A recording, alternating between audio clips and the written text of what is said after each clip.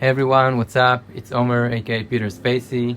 I'm a digital creator and musical artist, and today I want to show you how I made this Spotify canvas for my release to enrich the visual representation of my music using MuzeArt AI platform. Let's dive in.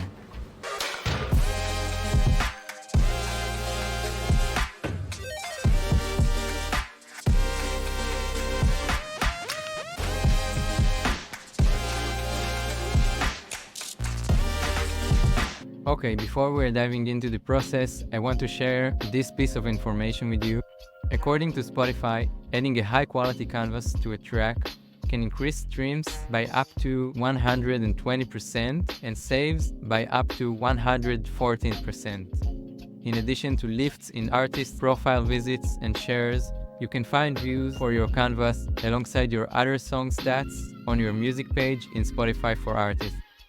Okay, so we're inside MuzeArt platform.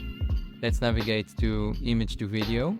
First, I'll upload the photo, the album art. Then I will choose a name for the video.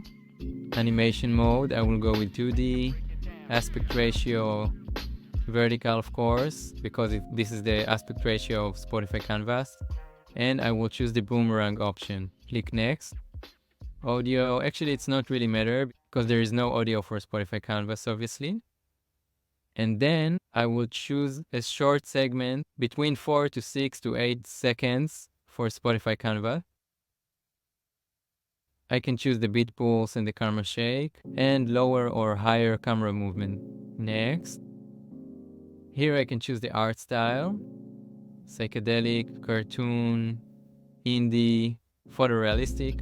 I will go with the illustration because it reminds me the album art style. Next.